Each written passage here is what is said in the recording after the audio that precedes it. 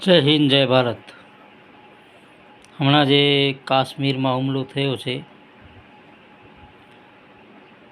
અમુક લોકો છે એમ સમજતા હોય કે આ હુમલો થયો છે. આ હુમલો નથી. આ એક સોચી સમજી ચાલ છે ભાજપ સરકારની. સોચી સમજી ચાલ છે ભાજપ સરકારની કે પૂછીને મારવાનું કે આ મુસલમાન છે, આ હિન્દુ છે તો આને અલગ કરી નાખો, મુસલમાન છે એને અલગ કરી નાખો, અને હિન્દુ છે એને મારવાનું છે. એટલે આનાથી શું થાય? હિન્દુ ડાયરેક્ટ થઈ જાય. હિન્દુ પાછી એમ કહે જય શ્રી રામ, જય શ્રી રામ. આવી રીતે લોકો ભડકામાં આવે. આવી રીતે લોકો સહનશક્તિ ખોઈ બેઠે અને કાંઈ એવું કરી નાખે એવી સાજિશ ભાજપ દ્વારા રચાયેલી છે. આ કોઈ આતંકવાદી ન હતા. આ આતંકવાદી સોચી સમજી કાશ્મીરમાં જે થયું છે તેમાં સોચી સમજી ચાલ છે. એવું ન વિચારતા કોઈ અંધભક્તો જે હિન્દુ છે ને, હું હિન્દુ જ કહું છું, હું પણ હિન્દુ છું, પણ અમુક લોકો એમ કહે છે કે હિન્દુ સંગઠન બને, હિન્દુ રાષ્ટ્રવાદ બને. હિન્દુ એ વાત સાચી તમારી, પણ આ સરકાર છે ને જાતિવાદ સરકાર છે.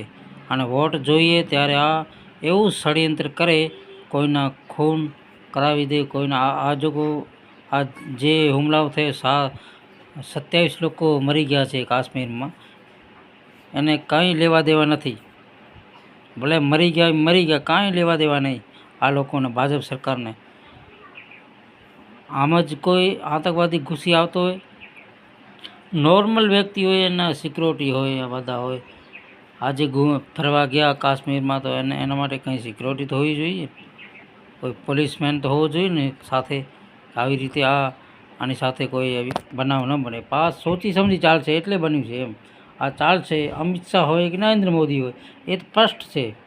હું તો પહેલાંથી કહું છું કે નરેન્દ્ર મોદી દેશ માટે એક કલંક છે. નરેન્દ્ર મોદી દેશ માટે એક રાક્ષસ છે, જે લોકોના હજારો કરોડો લોકોના જીવ, એ શરીર જે આપણે કહીએ ને, શરીરથી જે વસ્તુઓ વહેંચાય છે ને, જ્યાં જાય છે ને વિદેશી, નરેન્દ્ર મોદી જ કરે છે, બીજું કોઈ નથી કરતું.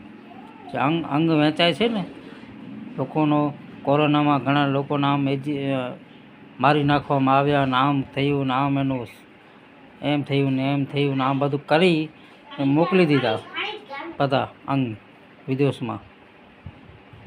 આ નરેન્દ્ર મોદી છે. એટલે કોઈ એવો વહેમમાં ન પડતા કે જે ભાજપ છે ને એ ગુંડાઓની ભાજપ છે.